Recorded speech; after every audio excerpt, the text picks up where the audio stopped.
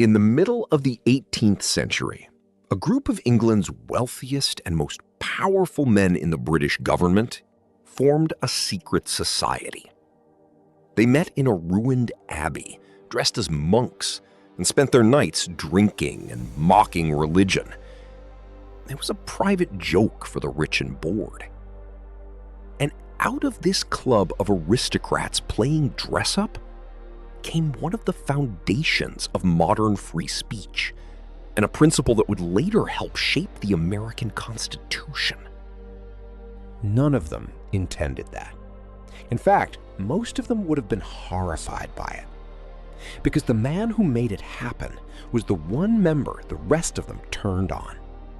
And the man who led the betrayal gave his name to something you have probably eaten this week. Keep that in mind. It comes back at the end. Let's start with the club. It was founded around the middle of the century by a wealthy aristocrat named Sir Francis Dashwood. Its members called themselves, among other things, the Monks of Medmenham, after Medmenham Abbey, the riverside ruin they rented and decorated for their gatherings. The popular name, the one history remembers, was the Hellfire Club. And the reason it mattered is not the gossip about what happened inside. It's who the members were. This was not a club of nobodies. Sir Francis Dashwood would go on to become Chancellor of the Exchequer, in charge of the entire nation's finances. Another member, the Earl of Sandwich, would become First Lord of the Admiralty, effectively the head of the most powerful navy on Earth. The men dressing up as monks and toasting to nothing holy on the banks of the Thames were quite literally running the British government. Over the gardens of the estate, the club was said to have carved a motto borrowed from an old French satire: "Do what thou wilt." It was the perfect summary of men who believed the normal rules did not apply to them. And the secrecy fed the rumors. Because no outsiders were allowed in, the public imagined the very worst. Black masses, devil worship, unspeakable rituals. The truth was almost certainly more boring. Rich, powerful men eating, drinking, and laughing at things they were supposed to take seriously. But here is a detail that sounds invented and isn't. One of Sir Francis Dashwood's close friends, a man who corresponded with him for years and stayed at his estate, was Benjamin Franklin. The same Benjamin Franklin who would help write the American Declaration of Independence. Whether Franklin ever attended the club's gatherings, no one can prove, but the connection is real. The threads between this club and the birth of a new kind of liberty run deeper than anyone in that abbey could have known. And one of the men who drank with them was a journalist and politician named John Wilkes. John Wilkes was not handsome. He said so himself. He had a squint and a jutting jaw, and he liked to joke that it took him only half an hour to talk his face out of a room. But he was brilliant, fearless, and very funny, and he had a gift that made him dangerous. He could write. In 1762, Wilkes started a newspaper called the North Briton. Its entire purpose was to attack the government, and, more daringly, to criticize the king himself, George III. In the 18th century, this was close to suicidal. Criticizing the king was treated as a kind of attack on the state.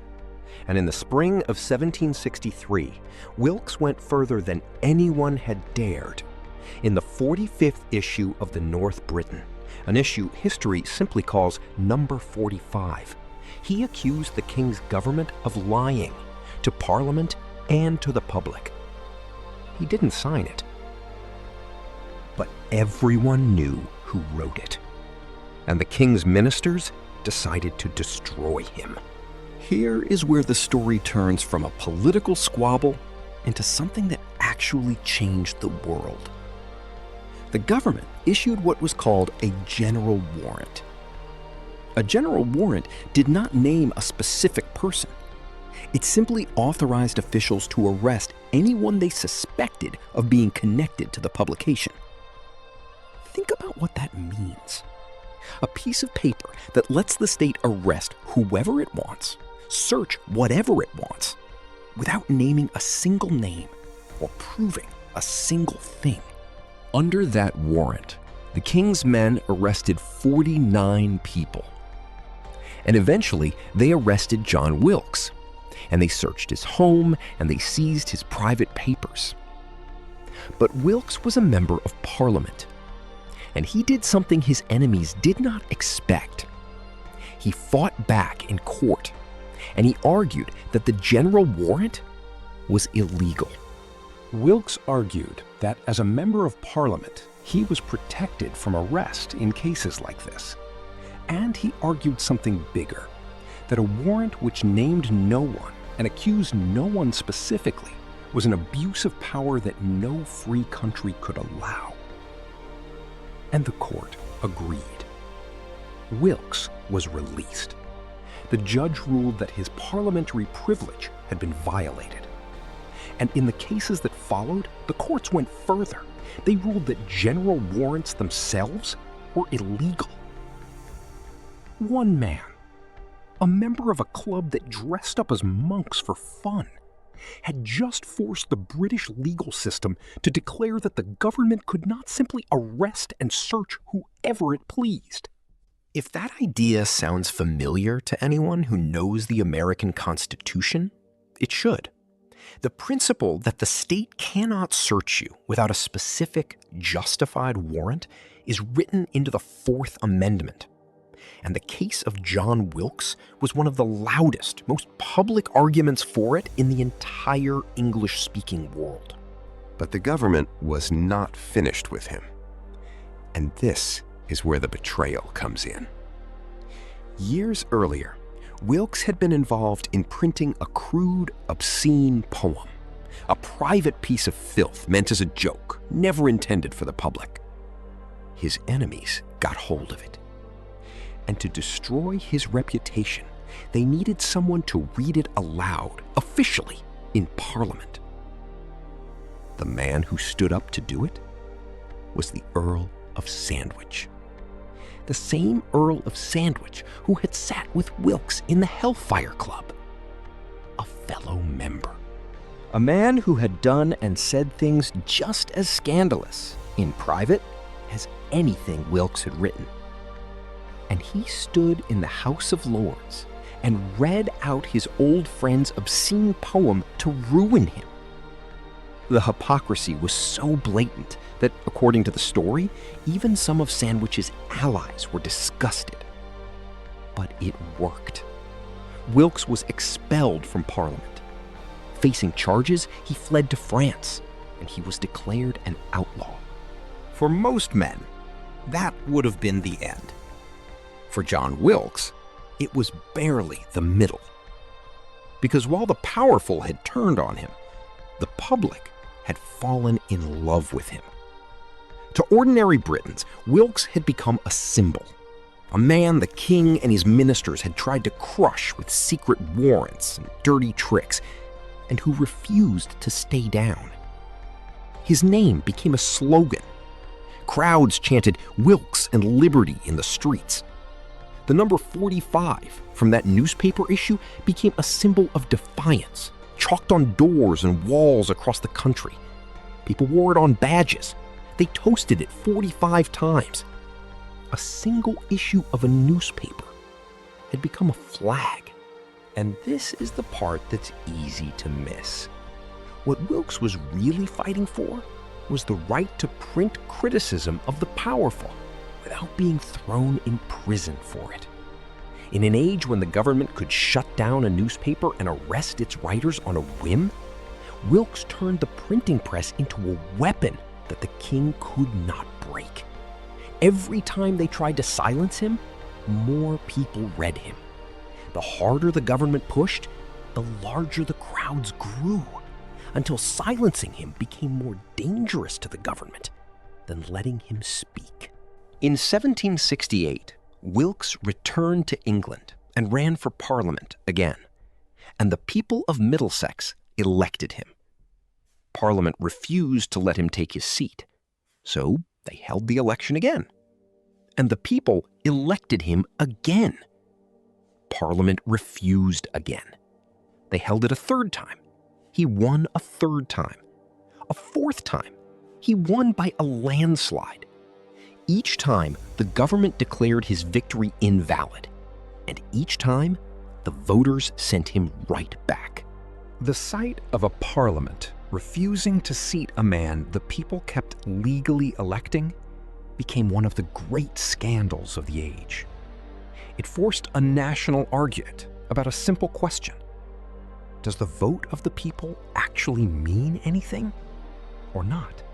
Eventually, Wilkes won. He was allowed to take his seat. He became an alderman and then Lord Mayor of London, one of the most prominent positions in the country.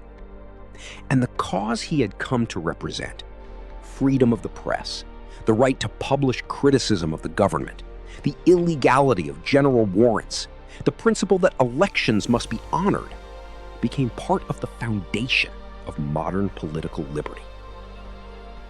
Across the Atlantic, the American colonists were watching closely. Wilkes and liberty was chanted in the streets of Boston, too. To the men who would soon write their own declaration against a king, John Wilkes was proof that one stubborn person could face down a government and win. A man from a club that met in a ruined abbey, in monk's robes, mocking everything sacred, had become a hero of human freedom. He never planned to be. He was a troublemaker who got arrested unfairly and was too proud and too clever to lose. Which brings us back to the man who betrayed him.